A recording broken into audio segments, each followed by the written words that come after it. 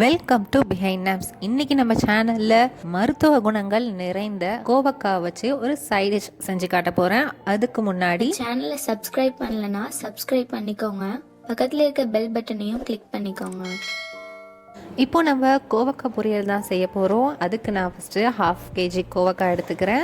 அதை நான் நீட்டமாக இந்த மாதிரி கட் பண்ணிக்கிறேன். அதில் ஒரு டேபிள் ஸ்பூன் உப்பை ஆட் பண்ணி நல்லா மிக்ஸ் பண்ணிக்கோங்க. ஒரு 5 minutes நீங்கள் அப்படியே விட்டுட்டிங்கன்னா தன்னால் அதுலேருந்து தண்ணி விடும். ஸோ எதுக்காக நம்ம இப்படி செய்கிறோம் அப்படின்னு பார்த்தீங்கன்னா, அதில் வந்துட்டு கொஞ்சம் பசத்தன்மை இருக்கும். அந்த பசத்தன்மையை இந்த உப்பு போட்டு நம்ம பிரட்டி வைக்கும் போது அது அந்த பசத்தன்மையை எடுக்கும்.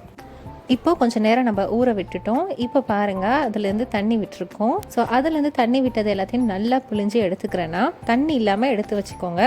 இந்த கோவக்காயில் இருக்கிற மருத்துவ குணங்கள் பார்த்திங்கன்னா, நீரிழிவு நோய் மருந்துக்கு பயன்படுத்தி வரும் காய்கறிகளில் ஒன்று தான் இந்த கோவக்காய். நீரிழிவு நோயாளிகளுடைய ரத்தத்தில் இருக்கிற சர்க்கரை அளவை இது குறைக்கும். அதனால் வாரத்துக்கு ஒரு முறையாவது இந்த காய்கறியை உங்கள் உணவோட எடுத்துக்கோங்க. இப்போ நம்ம இதில் ஆட் பண்ண வேண்டிய மசாலாஸ்லாம் பார்த்துடலாம். 2 table spoon pepper, 2 table spoon மல்லி, 2 டேபிள் ஸ்பூன் சீரகம் எடுத்திருக்கேன். இது எல்லாத்தையுமே நம்ம வந்துட்டு வறுத்துக்கலாம். நான் 2 டேபிள் ஸ்பூன் பெப்பர் ஆட் பண்ணியிருக்கேன். கொஞ்சம் காரம் அதிகமாக தான் ஆட் பண்ணியிருக்கேன். உங்களுக்கு வேணும்னா நீங்கள் 1 டேபிள் ஸ்பூன் ஆட் பண்ணிக்கோங்க. இப்போ நம்ம நல்லா வறுத்தாச்சு. நம்ம சமையலில் ஆட் பண்ணும்போது நல்ல மணமாக இருக்கும். ஸோ அரைச்சி எடுத்துட்டேன். இப்போ நான் வந்துட்டு கடாயில் எண்ணெய் விட்டு அதில் 4 வெங்காயத்தை கட் பண்ணி அதில் போடுறேன்.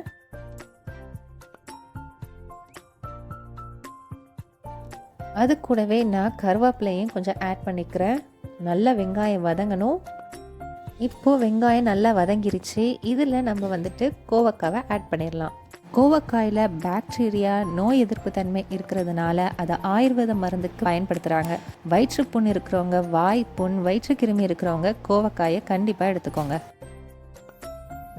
இப்போது நம்ம வெங்காயத்தோட நல்லா மிக்ஸ் பண்ணிக்கணும். நம்ம கோவக்காயை நம்ம தண்ணி எதுவுமே ஆட் பண்ணவே தேவையில்லை. டேஸ்ட்டுக்கு ஏற்ற மாதிரி சால்ட் ஆட் பண்ணிக்கோங்க. கொஞ்சம் நேரம் மூடி வச்சிடலாம். ஒரு 10 நிமிஷம் நீங்கள் விட்டிங்கன்னா அதிலே தண்ணி விட்டு உங்களுக்கு குக் ஆகிடும். ஸோ கோவக்காய் குக் ஆகிடுச்சான்னு நான் செக் பண்ணி பார்க்குறேன். பாருங்கள், கோவக்காய் நல்லாவே குக் ஆகிடுச்சு. இப்போ நான் அதில் ஒரு 1/2 tablespoon chilli powder add பண்ணிக்கிறேன். அது கூடவே நம்ம அரைச்சி வச்சிருக்கிற அந்த பெப்பர், மல்லி, சீரகம் போட்டு அரைச்சி வச்சுருந்தோம் இல்லையா, அந்த பவுடரை இப்போ நான் அதில் ஆட் பண்ணிடுறேன். ஸோ நல்லா ஆட் பண்ணி மிக்ஸ் பண்ணிடுங்க. இந்த மாதிரி நீங்கள் பெப்பர் ஆட் பண்ணி கோவக்காய் பொரியல் செஞ்சு கொடுக்கும்போது கண்டிப்பாக வீட்டில் உள்ள எல்லாருமே விரும்பி சாப்பிடுவாங்க. ரொம்பவே டேஸ்ட்டாக இருக்குங்க. இப்போது நம்ம போட்ட மசாலா எல்லாமே செட் ஆகணும். அதனால் மூடி நான் ஒரு 15 minutes நான் வைக்கிறேன். ஸோ அது எல்லாமே செட் ஆகிடுச்சா அப்படின்னு பார்க்கலாம்.